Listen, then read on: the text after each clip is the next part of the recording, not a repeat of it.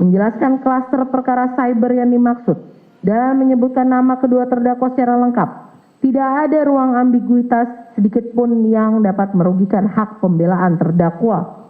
Dengan demikian, dalil nota perlawanan dari tim advokat terdakwa mengenai kompetensi relatif adalah argumen yang lahir dari ketidakcermatan membaca dokumen negara, cacat logika, dan mengada-ada. Surat keputusan Ketua Mahkamah Agung Republik Indonesia nomor 144 tahun 2026 adalah sah dan berlaku mengikat bagi terdakwa. Oleh karena itu, Pengadilan Negeri Jakarta Timur secara hukum berwenang mutlak untuk memeriksa, mengadili, dan memutus perkara terdakwa Dr. Tifauzia Tiasuma. Keberatan terdakwa harus ditolak seluruhnya. Mengutip dasar domisili saksi di Jakarta Selatan, namun melimpahkan perkara ke Jakarta Timur, bahwa tim advokat terdakwa mendalilkan bahwa Pengadilan Negeri Jakarta Timur tidak berwenang mengadili perkara akuo dengan alasan lokus delikti berada di Jakarta Pusat atau Jakarta Selatan, penunjukan Pengadilan Negeri Jakarta Timur berdasarkan SK KMA, cacat hukum karena hanya menyebutkan nama Dr. KRMT Roy Suryono atau di Projo DKK, sehingga diklaim melanggar asas delegatus non potes delegare dan asas spesialistik. Penuntut umum menyampaikan bantahan sebagai berikut. Bahwa tim advokat terdakwa berpikir secara konvensional analog dengan mengunci bahwa karena peristiwa material atau talk show terjadi di MNC Conference Hall, iNews Tower, Menteng, Jakarta Pusat, maka kompetensi relatif mutlak hanya milik Pengadilan Negeri Jakarta Pusat. Dalam hal pidana modern, khususnya yang berkaitan dengan informasi dan transaksi elektronik atau UU ITE, serta penyebaran konten digital yang diatur dalam Undang-Undang Nomor 1 Tahun 2023, penentuan lokus delikti tunduk pada perluasan doktrin hukum peradilan. A. Teori alat atau instrumen teori, tempat di mana alat cyber atau sistem elektronik itu digunakan untuk mengunggah atau mentransmisikan konten. B. Teori akibat, tempat di mana transmisi elektronik tersebut diakses, diunduh atau didownload dan menimbulkan akibat material berupa keonaran atau kerugian bagi korban atau publik. Pencantuman iNews Tower Jakarta Pusat dalam surat dakwaan kedua primer adalah bentuk kecermatan penuntut umum dalam memaparkan actus reus fisik awal atau tempat produksi konten. Namun karena dampak digital dari unggahan terdakwa bersifat ubikuitas atau terjadi di mana saja di seluruh ruang digital secara simultan, maka yurisdiksi relatif tidak berhenti hanya di wilayah Jakarta Pusat. Bahwa tim advokat menuduh penuntut umum melakukan kesimpulan sepihak saat mengutip pasal 165 ayat 2 Undang-Undang Republik Indonesia nomor 20 tahun 2025 tentang Kitab Undang-Undang Hukum Acara Pidana, atau pasal 84 ayat 2 mengenai kediaman sebagian besar saksi untuk menunjuk Pengadilan Negeri Jakarta Selatan. Pencantuman alur kompetensi tersebut bukanlah kekacauan, melainkan pemenuhan syarat formal kronologi yurisdiksi sebelum perkara ditarik ke Pengadilan Negeri Jakarta Timur.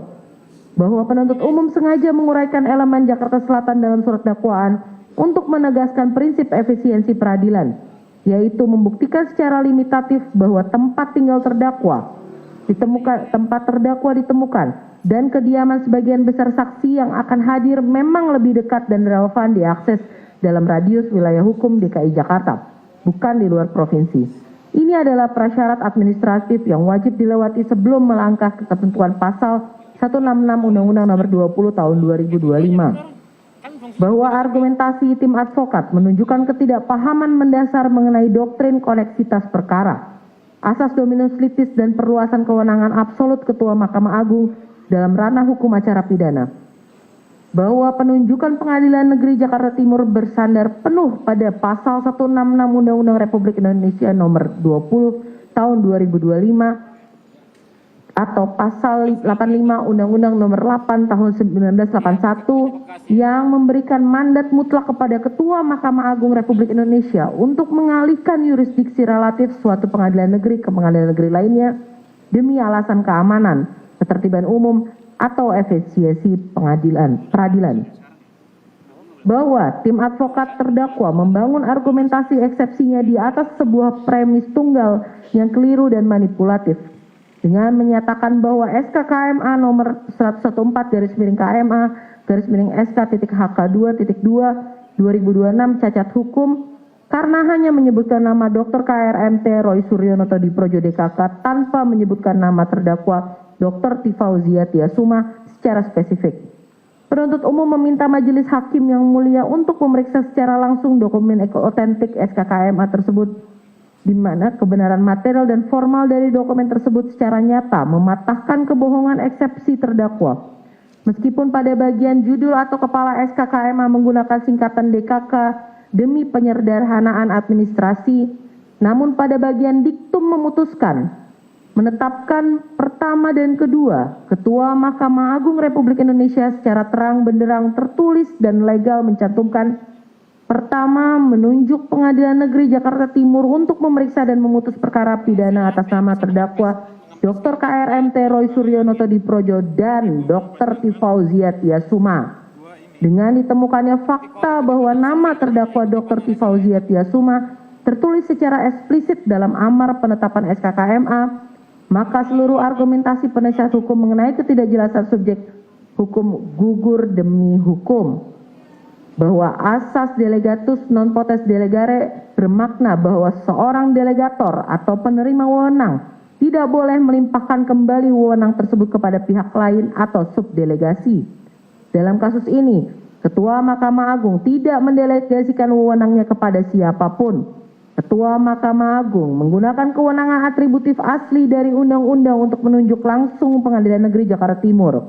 Pengadilan Negeri Jakarta Timur kemudian melaksanakan kewenangan yurisdiksi tersebut secara mandiri, bukan sebagai delegasi dari delegasi.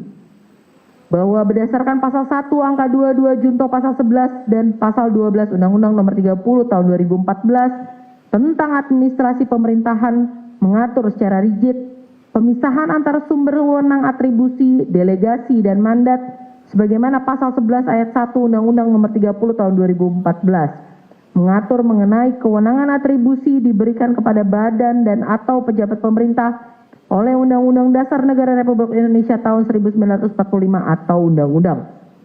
Karena Ketua Mahkamah Agung memperoleh wewenang menunjuk Pengadilan Negeri Jakarta Timur langsung dari Undang-Undang, maka tindakan Ketua Mahkamah Agung adalah tindakan atributif.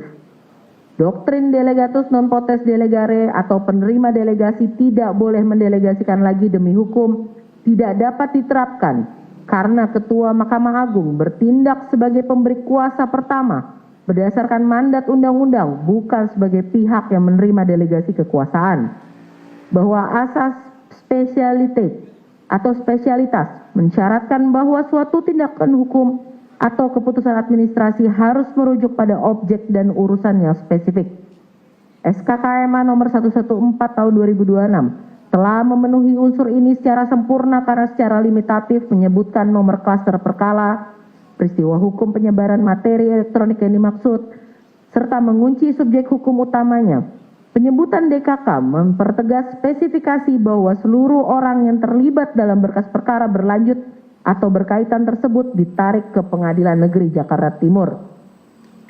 Pasal 52 dan Pasal 56 Undang-Undang Nomor 30 Tahun 2014 tentang Administrasi Pemerintahan menetapkan syarat sahnya sebuah keputusan badan atau pejabat pemerintahan, yaitu wajib memenuhi syarat kewenangan, syarat prosedur, syarat substansi. Syarat substansi terpenuhi apabila objek keputusan tersebut sudah jelas, pasti, dan dapat ditentukan. Asas spesialis state ini menghendaki agar setiap ketetapan tata usaha negara memiliki spesifikasi urusan yang jelas dan tidak mengambang. SKKMA Aquo telah memenuhi asas ini secara paripurna karena keputusan tersebut secara limitatif mengunci surat permohonan dari 3 instansi dalam kurung Kepala Kejaksaan Negeri Jakarta Selatan, Kepala Kepolisian Resort Metro Jakarta Selatan, dan Ketua Pengadilan Negeri Jakarta Selatan. Menjelaskan klaster perkara cyber yang dimaksud dan menyebutkan nama kedua terdakwa secara lengkap. Tidak ada ruang ambiguitas sedikit pun yang dapat merugikan hak pembelaan terdakwa. Dengan demikian, dalil nota perlawanan dari tim advokat terdakwa mengenai kompetensi relatif adalah argumen yang lahir dari ketidakcermatan membaca dokumen negara, cacat logika, dan mengada-ada. Surat keputusan Ketua Mahkamah Agung Republik Indonesia nomor 144 tahun 2026 adalah sah dan berlaku mengikat bagi terdakwa. Oleh karena itu, Pengadilan Negeri Jakarta Timur secara hukum berwenang mutlak untuk memeriksa, mengadili, dan memutus perkara terdakwa Dr. Tifauzia Tiasuma, keberatan terdakwa harus ditolak seluruhnya. B. Tanggapan atas dakwaan tidak dapat diterima karena pencabutan pengaduan SP3 terlapor lain atau hak menuntut negara tidak gugur atas asas ondel barheit van Klah tidak dapat diaplikasikan pada delik biasa. Menanggapi nota perlawanan atau eksepsi tim advokat terdakwa Dr. Tifauzia Tiasuma pada bab 3 halaman 8-11 yang mendalilkan bahwa hak menuntut negara telah gugur demi hukum akibat adanya perdamaian dan pencabutan pengaduan terhadap terlapor lain, yaitu saksi Egy Sujana dan saksi Damai Hari Lubis, berdasarkan asas ondel barheit van Klah atau sifat tidak terbagi-baginya pengaduan, X pasal 79 ayat 4 Undang-Undang RI nomor 20 tahun 2025, junto pasal 24 Undang-Undang RI nomor 1 tahun 2023, penuntut umum menyampaikan tanggapan untuk menolak seluruh dalil tersebut dengan dasar hukum sebagai berikut.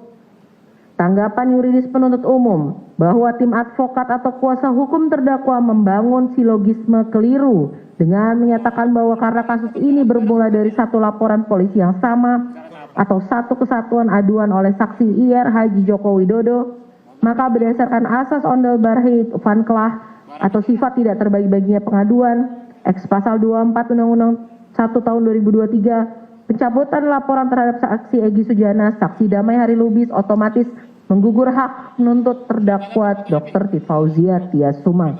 Akan dilanjutkan yang mulia. Mohon izin melanjutkan majelis. Bahwa argumentasi ini mengandung cacat konseptual yang fatal karena mencoba menggeneralisasi seluruh isi surat dakwaan sebagai delik aduan absolut. Bahwa berdasarkan surat dakwaan penuntut umum menggunakan struktur surat dakwaan kombinasi yaitu sebagai berikut. A. Delik biasa pasal 32 Undang-Undang Informasi dan Transaksi Elektronik atau ITE, pasal 35 Undang-Undang Informasi dan Transaksi Elektronik atau ITE, dan pasal 126 Undang-Undang Nomor 1 Tahun 2023 tentang KUHP yang tidak dapat digugurkan oleh pencabutan laporan oleh pihak manapun. Sifat hukum atas pencabutan aduan tidak berdampak dan negara tetap wajib melakukan penuntutan demi ketertiban hukum umum. B. Delik aduan pasal 433 dan pasal 434 KUHP nasional yang dapat digugurkan jika pencabutan memenuhi syarat subjektif objektif penuh. Gugur bagi pasal aduan spesifik jika ada penyelesaian restoratif yang sah. Bahwa karakteristik delik biasa yaitu dakwaan pertama, ketiga, dan keempat yang diajukan oleh penuntut umum memuat klausul pelanggaran pasal 32 dan pasal 35 Undang-Undang Nomor 11 Tahun 2008 tentang informasi dan transaksi elektronik junto Undang-Undang Nomor 1 Tahun 2024 tentang perubahan kedua atas Undang-Undang Nomor 11 Tahun 2008 tentang informasi dan transaksi elektronik serta pasal 126 ayat 1 Undang-Undang Nomor 1 Tahun 2023 tentang KUHP nasional. Pasal-pasal tersebut adalah delik biasa yang menempatkan negara melalui penuntut umum sebagai representasi kepentingan publik untuk melanjutkan penuntutan tanpa bergantung pada kehendak pelapor. Bahwa asas ondel barheit hanya berlaku untuk delik aduan absolut. Sifat tidak dapat dibagi-baginya pengaduan hanya bekerja pada ranah delik aduan murni. Bahwa tindakan siber yang didakwakan kepada terdakwa didasarkan pada 5 unggahan spesifik dari akun media sosial milik terdakwa sendiri. Meskipun kasus ini bermula dari satu nomor laporan polisi yang sama untuk 8 orang terlapor, secara teknis digital tindakan pengunggahan atau uploading konten oleh terdakwa adalah perbuatan material yang berdiri sendiri atau mandiri dan menghasilkan footprint digital yang terpisah dari 23 unggahan milik terdakwa KRMT Roy Suryo Noto Budi Projo dalam perkara lain, saksi Egy Sujana, saksi Rismon Sianipar atau saksi Damai Hari Lubis. Bahwa pencabutan laporan terhadap saksi Egy Sujana DKK dalam mekanisme restoratif justice bersifat subjektif individual dan tidak otomatis menghapus sifat melawan hukum dari tindakan siber yang berdiri sendiri yang dilakukan oleh terdakwa Tifauzia Tiasuma. Bahwa tim advokat terdakwa mencoba menggiring opini bahwa ini adalah sengketa kehormatan pribadi atau delik aduan. Padahal pasal-pasal utama yang didakwakan memiliki objek hukum yang jauh berbeda, yaitu delik aduan melindungi kehormatan atau nama baik individu, kemudian pasal 32 dan pasal 35 Undang-Undang Nomor 11 Tahun 2008 tentang informasi dan transaksi elektronik melindungi integritas sistem, data digital, dan kepastian otentisitas dokumen di ruang publik atau data and system integrity. Kemudian, pasal keonaran melindungi ketertiban umum masyarakat atau public order. Karena terdakwa didakwa memanipulasi data elektronik dan menyebarkan konten yang berdampak luas pada ketertiban publik, perbuatan tersebut sudah bergeser dari sekedar menyerang nama baik pribadi menjadi kejahatan terhadap publik. Oleh karena itu, perdamaian antara pelapor dengan terlapor lain tidak bisa menghapus tindak pidana publik yang diduga dilakukan oleh terdakwa. Bahwa tim advokat terdakwa perlu mencermati lebih lanjut pasal 79 ayat 4 Undang-Undang Nomor 20 Tahun 2025 tentang KUHP yang secara eksplisit berbunyi, pencabutan laporan atau pengaduan sebagaimana dimaksud pada ayat 2 hanya dapat dilakukan setelah pelaku memenuhi seluruh kesepakatan. Kata pelaku di sini bermakna kata ganti orang yang bersifat tunggal dan spesifik mengacu pada subjek hukum yang melakukan upaya pemulihan. Keadilan restoratif bukanlah peranata hukum untuk membuktikan suatu laporan polisi secara kolektif, melainkan insentif hukum yang diberikan secara individual atas itikat baik subjek hukum tertentu. Karena terdakwa Fauzia Tiasuma tidak pernah melakukan perdamaian dan memenuhi kesepakatan pemulihan dengan korban, maka terdakwa tidak berhak menuntut persamaan perlakuan hukum atas SP3 milik orang lain. Bahwa tim advokat menuduh penuntut umum melakukan rekayasa kualifikasi dan melanggar batas objek laporan dengan merujuk pada putusan Mahkamah Agung nomor 176K/PIT/2021. Argumen ini tidak berdasar hukum karena jurisprudensi putusan Mahkamah Agung nomor 176K/PIT/2021 berlaku untuk perkara yang murni bersumber dari delik aduan pencemaran nama baik konvensional yang kemudian dipaksakan menjadi delik biasa tanpa adanya perbuatan material siber yang baru. Bahwa putusan Mahkamah Konstitusi nomor 105/PUU/12 Romawi/2024 menguji batasan frasa orang lain pada pasal 27A Undang-Undang ITE atau penghinaan. Sementara itu terdakwa dijerat dengan pasal 35 Undang-Undang Nomor 11 Tahun 2008 tentang informasi dan transaksi elektronik atau manipulasi data elektronik seolah-olah otentik. Rasio desidendi dari pasal 35 bukanlah melindungi nama baik, melainkan melindungi integritas data publik dan keamanan cyber atau data and system integrity. Ketika ijazah publik seorang pejabat negara dimanipulasi di ruang cyber, perbuatan tersebut secara otomatis bergeser dari sengketa privat menjadi delik cyber murni yang bersifat publik. Bahwa perkara yang sama harus diputus sama apabila subjek hukumnya berada dalam posisi dan tindakan prosedur yang sama. Saksi Egy Sujana DKK berada dalam status perkara dihentikan karena mereka menggunakan hak proseduralnya untuk berdamai lewat restoratif justice. Terdakwa Fauzia Tiasuma secara sadar menolak atau tidak menempuh jalur tersebut, menyamakan perlakuan hukum antara subjek yang kooperatif atau berdamai dengan subjek hukum yang tidak berdamai justru merupakan bentuk ketidakadilan yang nyata. Bahwa berdasarkan seluruh uraian di atas, argumentasi tim advokat terdakwa mengenai gugurnya hak menuntut akibat pencabutan laporan pihak lain adalah argumentasi yang cacat doktrin, keliru menafsirkan aturan hukum transisional, dan tidak berdasar hukum. Pencabutan aduan pada delik aduan absolut tidak dapat mematikan penuntutan atas delik biasa, yaitu pasal 32, 35 Undang-Undang ITE, dan pasal 126 Undang-Undang Nomor 1 Tahun 2023 tentang KUHP yang melekat pada surat dakwaan.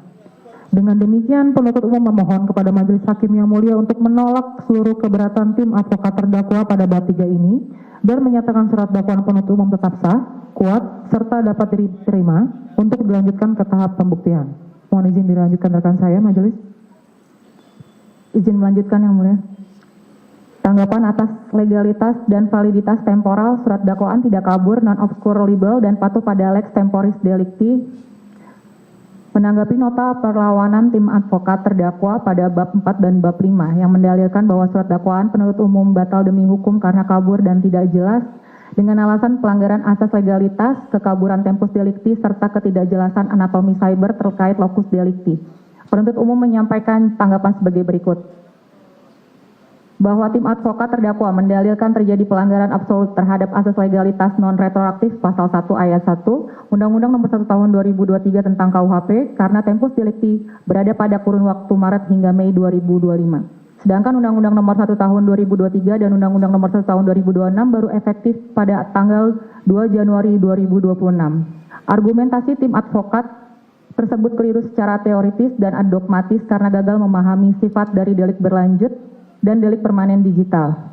Bahwa penuntut umum memasukkan kausal perbuatan berlanjut yakni pasal 126 ayat 1 Undang-Undang Nomor 1 Tahun 2023 karena konten yang digital yang diunggah oleh terdakwa pada rentan bulan Maret dan Mei sampai dengan Mei 2025 tetap dibiarkan hidup, dapat diakses, mentransmisi keonaran dan dipertahankan aksesibilitasnya oleh terdakwa hingga melewati batas waktu 2 Januari 2026 saat Undang-Undang Nomor 1 Tahun 2023 berlaku efektif.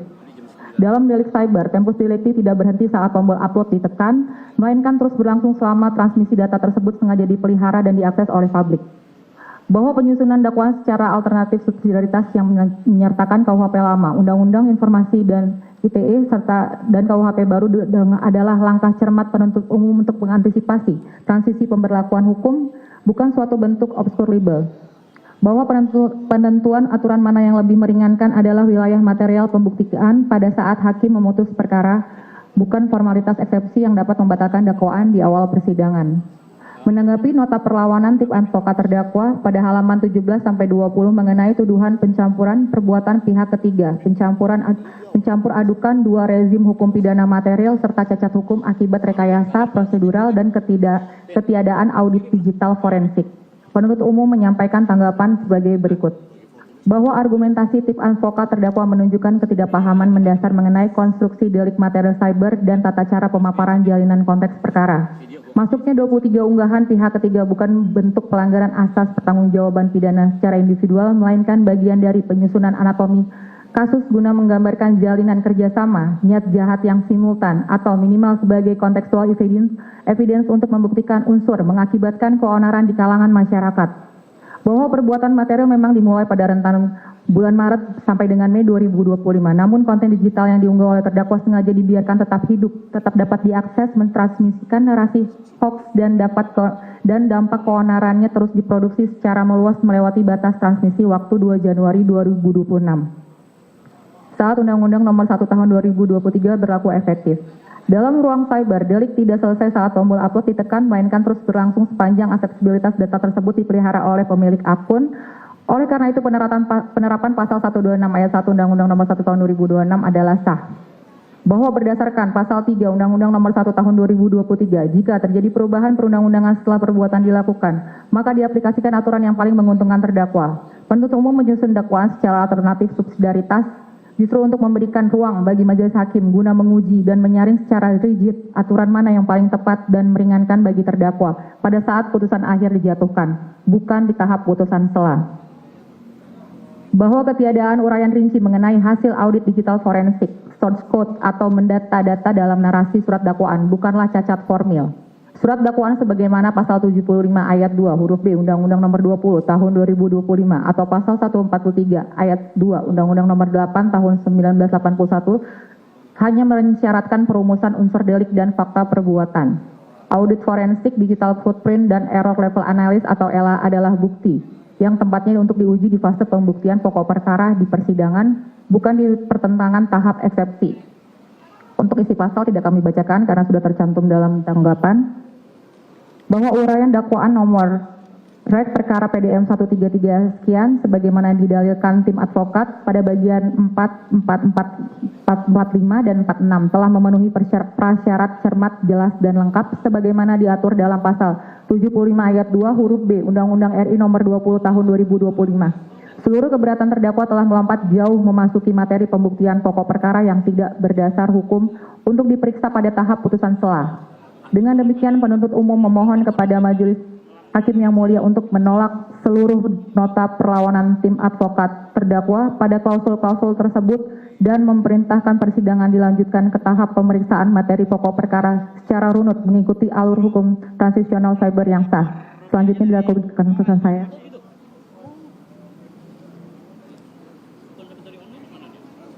Mohon izin melanjutkan, majelis hakim. D. Tanggapan atas dalil error in objecto dan ketiadaan legal standing atau tafsir keliru atas karakteristik hukum cyber.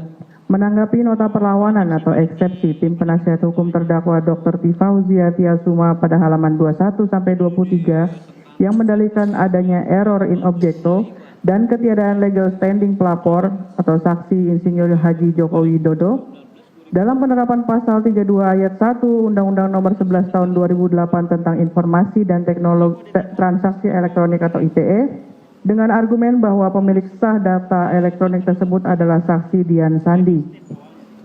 Penuntut umum menyampaikan tanggapan berdasarkan doktrin hukum cyber serta peraturan perundang-undangan yang berlaku sebagai berikut. Tanggapan yuridis penuntut umum bahwa eksepsi tim advokat terdakwa terjebak dalam penalaran sempit yang menyamakan hak kepemilikan formal sebuah akun dengan hak perlindungan data substantif. Di dalam bab 11 tentang ketentuan pidana Undang-Undang Nomor 11 Tahun 2008 tentang Informasi dan Transaksi Elektronik atau ITE, pembatasan suatu pasal menjadi delik aduan hanya diatur secara limitatif dan eksplisit untuk pasal penghinaan atau pencemaran nama baik. Karena pasal 32 dan pasal 35 tidak memuat klausul hanya dapat dituntut atas dasar pengaduan, maka secara otomatis demi hukum kedua pasal tersebut berstatus sebagai delik biasa. Bahwa unsur milik orang lain atau milik publik dalam pasal 32 dan manipulasi data dalam pasal 35 Undang-Undang Nomor 11 Tahun 2008 tentang Informasi dan Transaksi Elektronik tidak membatasi korban hanya pada pemilik server atau pembuat pertama dokumen. Ketika sebuah informasi atau dokumen elektronik yang memuat identitas spesifik seseorang dimanipulasi, diubah, atau ditransmisikan secara melawan hukum sehingga merugikan hak konstitusional orang yang tercantum di dalamnya, maka orang tersebut adalah korban langsung yang sah. Pasal 32 ayat 1 Undang-Undang Nomor 11 Tahun 2008 tentang Informasi dan Transaksi Elektronik melindungi integritas informasi elektronik dari tindakan melawan hukum, baik milik orang lain ataupun milik publik. Dalam konteks ijazah, dokumen tersebut mengandung data pribadi yang bersifat melekat pada subjek data, yaitu saksi Insinyur Haji Joko Widodo. Ditinjau dari pasal 1 angka 4 Undang-Undang Nomor 27 Tahun 2022 tentang perlindungan data pribadi, saksi Insinyur Haji Joko Widodo adalah subjek data pribadi, yaitu orang perseorangan yang padanya melekat data pribadi termasuk riwayat pendidikan atau ijazah. Bahwa saksi Insinyur Haji Joko Widodo adalah pihak yang mengalami kerugian material dan imaterial secara langsung akibat dimanipulasinya informasi atau dokumen elektronik yang menyangkut identitas dirinya. Oleh karena itu, saksi Insinyur Haji Joko Widodo adalah korban yang sah. Bahwa bahwa data milik saksi Dian Sandi sehingga saksi Insinyur Haji Joko Widodo tidak memiliki kedudukan hukum adalah argumen prematur. Pasal 32 Undang-Undang Nomor 11 Tahun 2008 tentang Informasi dan Transaksi Elektronik melindungi informasi elektronik milik orang lain atau publik. Siapapun yang hak, kewenangan, atau kepentingannya dirugikan akibat manipulasi data yang disasarkan kepadanya berhak menjadi pelapor, terutama dalam delik biasa di mana negara atau penyidik berhak bertindak proaktif. Bahwa oleh karena pasal 32 dan pasal 35 Undang-Undang Nomor 11 Tahun 2008 tentang Informasi dan Transaksi Elektronik merupakan delik biasa, dengan demikian legal standing laporan tidak bersifat limitatif preskriptif. Laporan dari pihak manapun, terlebih dari pihak yang namanya ditatut dan dirugikan secara langsung, adalah sah demi hukum untuk menggerakkan hukum acara pidana. Bahwa tuduhan error in objecto dan ketiadaan legal standing adalah argumen yang sangat dangkal secara doktriner. Pasal 32 Undang-Undang Nomor 11 Tahun 2008 tentang Informasi dan Transaksi Elektronik melindungi data yang menyangkut hak individu dan kepentingan publik, sehingga subjek hukum yang dirugikan secara langsung memiliki hak konstitusional penuh sebagai korban. Terlebih, sifat pasal 32 Undang-Undang Nomor 11 Tahun 2008 tentang Informasi dan Transaksi Elektronik sebagai delik biasa menegaskan bahwa hak menuntut negara tetap tegak terlepas dari ada atau tidaknya pelapor. Akan dilanjutkan. Izin melanjutkan majelis. UNE, tanggapan mengenai forensik digital, Undang-Undang Pers, Imunitas Sanksi, dan Prosedur Lapor, atau seluruhnya adalah materi pokok perkara yang wajib ditolak dalam putusan selah. Menanggapi nota pembelaan terdakwa pada halaman 23 sampai dengan 33 yang mendalilkan bahwa surat dakwaan tidak sah karena bertentangan dengan kebebasan pers, kebebasan berpendapat, melanggar Undang-Undang Keterbukaan Informasi Publik, mengabaikan imunitas saksi, serta mengandung cacat formil pada prosedur laboratorium forensik, penuntut umum menyampaikan tanggapan sebagai berikut. Tanggapan yuridis penuntut umum. bahwa terdakwa tidak memiliki legalitas sebagai entitas pers yang terdaftar dan tunduk pada Undang-Undang Nomor 40 Tahun 1999 tentang pers, akun media sosial pribadi atau tayangan broadcast, talkshow, independen tanpa badan hukum pers, dan tanpa proses redaksional yang mengikat pada kode etik jurnalistik adalah masuk dalam kualifikasi platform transmisi elektronik biasa yang tunduk pada Undang-Undang Informasi dan Teknologi Informasi, bukan lex spesialis Undang-Undang Pers. Bahwa Pasal 9 ayat 2 Undang-Undang Nomor 40 Tahun 1999 tentang pers mengatur, setiap perusahaan pers harus berbentuk badan hukum Indonesia. Berdasarkan peraturan Dewan Pers tentang standar perusahaan pers, badan hukum yang dimaksud secara limitatif harus berbentuk perseroan terbatas atau PT, yayasan atau koperasi yang khusus menyelenggarakan usaha pers.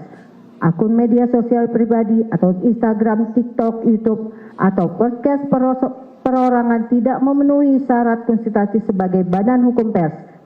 Selanjutnya, Pasal 1 Angka 1 dan Angka 2 Undang-Undang Nomor 40 Tahun 1999 tentang pers mengatur dan menetapkan bahwa pers dan perusahaan pers wajib melaksanakan kegiatan jurnalistik yang meliputi mencari, memperoleh, memiliki, menyimpan, mengolah, dan menyampaikan informasi yang mengikatkan diri pada kode etik jurnalistik dan tunduk pada pengawasan Dewan Pers.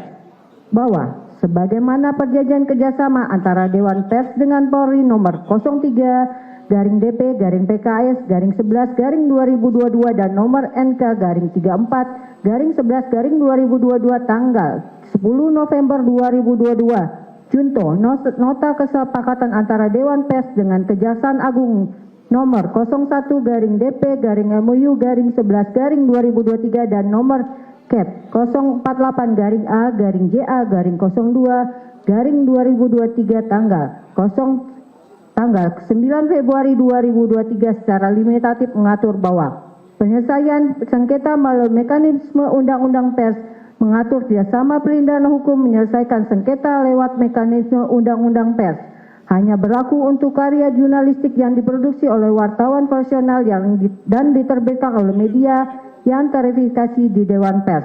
Konten cyber yang diunggah di akun pribadi yang dilaporkan oleh masyarakat langsung ditarik ke ranah pidana umum atau cyber.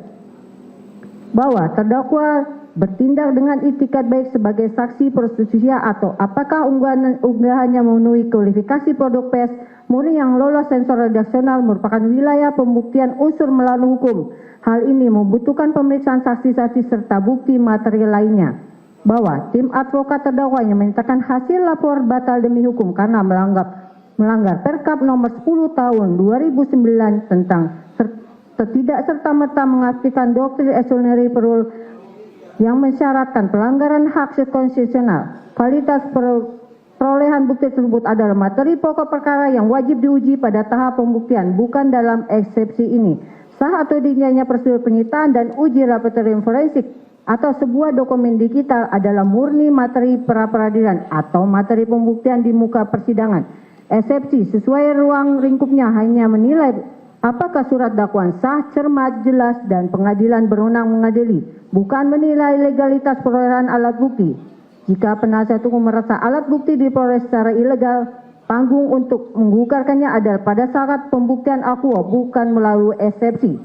Bahwa tim advokat terdakwa secara keliru membersihkan pasal 28F Undang-Undang 1945 sebagai hak yang tidak dapat dibatasi.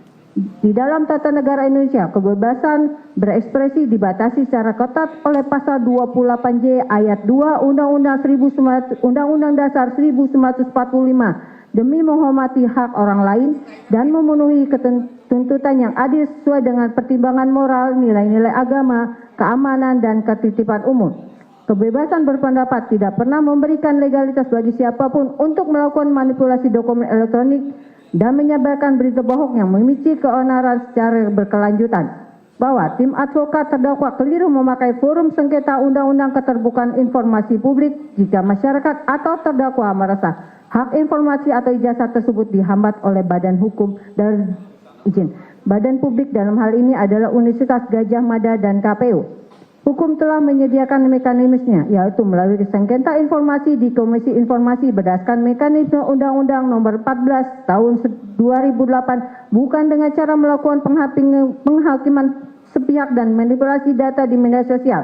Bahwa kekebalan hukum pasal 10 Undang-Undang Nomor 31 Tahun 2014 hanya melekat pada keterangan yang diberikan secara resmi di dalam forum prosesia dengan itikat baik. Dakwaan penuntut umum menyasar 28 unggahan media sosial di mana terdakwa memberikan hak klaim transmisi data dan opini sebelum atau di luar kapasitasnya saat diperiksa secara BAP. Publikasi media sosial pribadi tidak memiliki imunitas hukum. Pasal 10 ayat 1 Undang-Undang Nomor 31 Tahun 2014 tentang perubahan atas Undang-Undang Nomor 13 Tahun 2006 tentang perlindungan saksi dan korban mengatur saksi, korban, saksi pelaku, dan atau pelapor tidak dapat dituntut secara hukum, baik pidana maupun perdata atas kesaksian dan atau laporan yang akan sedang atau telah diberikan, kecuali kesaksian atau laporan tersebut diberikan tidak dengan itikat baik. Berdasarkan tentuan tersebut di atas, aktivitas menyebarkan opini, klaim, dan hasil analisis mandiri di platform media sosial pribadi bukanlah bentuk kesaksian atau laporan komparatif yang dimaksud oleh undang-undang. Platform digital pribadi adalah ranah publik cybermoney, bukan forum justisia. Pasal 1 angka 21 Undang-Undang Nomor 11 Tahun 2008 Junto Undang-Undang Nomor 1 Tahun 2024 menetapkan bahwa agen elektronik atau pengguna media sosial bertindak sebagai subjek hukum perorangan cyber yang memegang tanggung jawab hukum atas setiap dokumen elektronik yang ia buat dapat diakses oleh publik. Bahwa berdasarkan pasal 156 ayat 1 Undang-Undang Nomor 8 Tahun 1981 tentang hukum acara pidana, junto pasal 206 ayat 1 Undang-Undang Nomor 20 Tahun 2025, ruang lingkup keberatan eksepsi dibatasi secara definitif hanya pada A. Pengadilan tidak berwenang, B. Dakwaan tidak dapat diterima, C. Surat dakwaan harus dibatalkan. Bahwa jurisprudensi tetap Mahkamah Agung RI keberatannya menyatakan bahwa terdakwa punya hak imunitas alat bukti tidak sah atau perbuatan yang didakwan bukan tidak pidana melainkan ranah hukum lain adalah keberatan yang sudah masuk ke dalam penilaian pembuktian materi perkara. Keberatan tersebut tidak boleh diputus dalam putusan selah, melainkan harus diperiksa bersama-sama dengan pokok perkara dalam sidang pembuktian. Bahwa sah atau tidaknya barang bukti terpenuhi atau tidaknya syarat formal Perkap Nomor 10 Tahun 2009 serta bernilai atau tidaknya tangkapan layar sebagai alat bukti elektronik hanya dapat dinilai setelah penuntut umum mengajukan ahli digital forensik di persidangan untuk diuji melalui mekanisme cross examination. Bahwa seluruh argumen tim advokat terdakwa pada bab 5 dan 6 mengenai ketidakpasahan penuntut adalah argumen pembelaan materi yang dipaksakan untuk masuk ke pintu eksepsi. Surat dakwaan penuntut umum tetap sah, kokoh, dan murni ditegakkan demi ketertiban umum serta kedaulatan data digital publik, bukan untuk kepentingan non-hukum.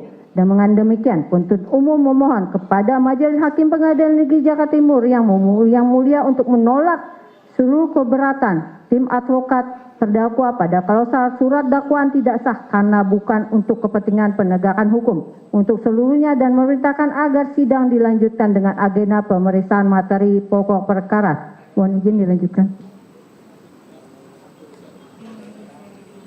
Bagian 2 kesimpulan. Majelis Hakim yang kami muliakan, tim advokat dan juga terdakwa yang kami hormati serta sidang yang kami muliakan. Berdasarkan seluruh analisis yuridis, doktrin hukum cyber dan delianisasi, peraturan perundang-undangan transisional yang telah kami uraikan secara lengkap di atas, penuntut umum mendeduksi beberapa konklusi hukum yang bersifat absolut untuk mematahkan nota perlawanan dari terdakwa Dr. Tifauzia Tiasuma, yaitu: pertama, Pengadilan Negeri Jakarta Timur berwenang mutlak secara relatif, di mana eksistensi surat keputusan Ketua Mahkamah Agung RI nomor 114/KMA/SK.2.2/6 Romawi /2026 yang bersandarkan pada mandat atributif pasal 166 Undang-Undang RI nomor 20 tahun 2025. Jungto pasal 85 KUHP lama adalah sah dan mengikat, di mana frasa dan kawan-kawan atau DKK di dalamnya secara faktual neksus merangkum terdakwa sebagai bagian dari kesatuan klister-klister peristiwa. Dalil pelanggaran asas spesialitet dan delegatus non potes delegare merupakan sesat pikir konseptual karena Mahkamah Agung menggunakan kewenangan asli undang-undang demi efisiensi peradilan. 2. Mengenai hak menuntut negara yang tidak gugur. Pencabutan laporan terhadap terlapor lain yaitu saksi Egy Sujana dan kawan-kawan melalui mekanisme restoratif justice bersifat subjektif individual berdasarkan pasal 79 ayat 4 UU nomor 20 tahun 2025. Surat dakwaan penuntut umum yang menggunakan struktur kombinasi yang didominasi oleh delik biasa yaitu pasal 32 dan pasal 35 UU ITE serta pasal 126 UU nomor 1 tahun 2023. Sehingga asas ondelbarheid van klah demi hukum lumpuh dan tidak dapat diaplikasikan.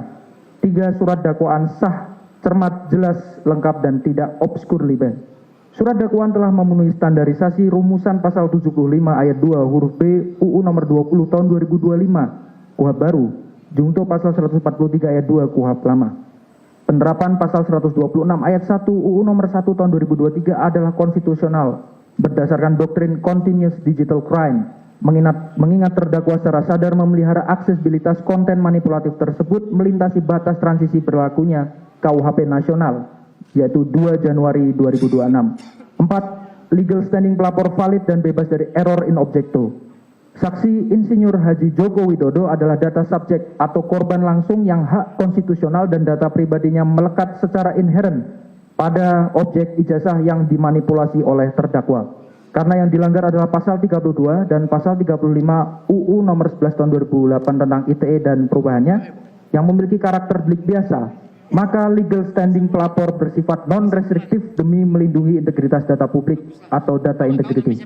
5. Eksersi terdakwa salah kamar atau prematur.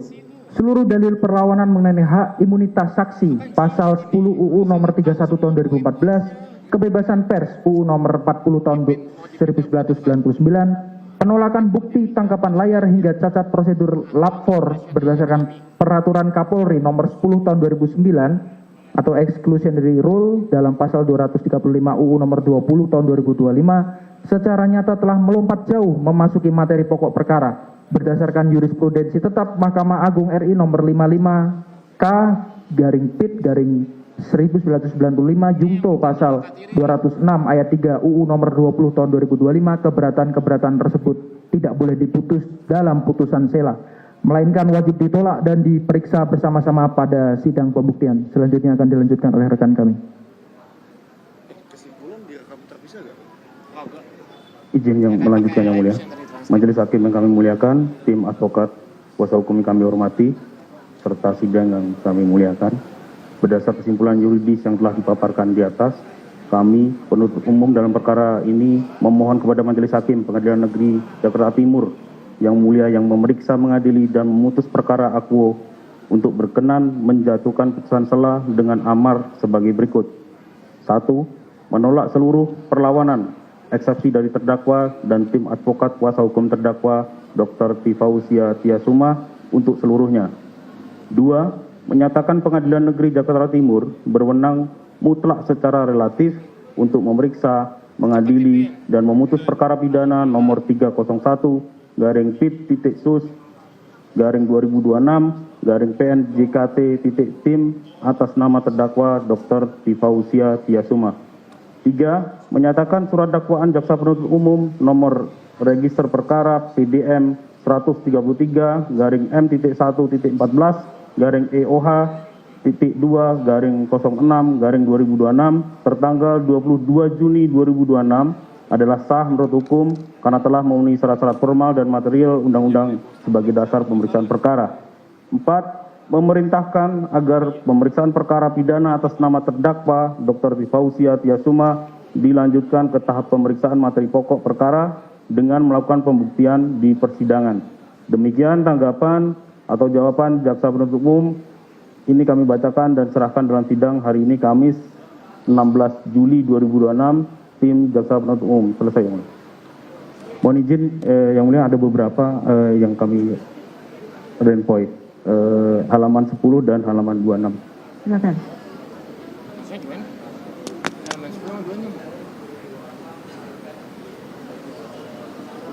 Untuk advokat ada?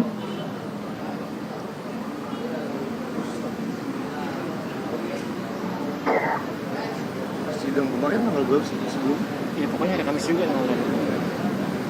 Sekarang lalu. 9, kemarin tanggal 9.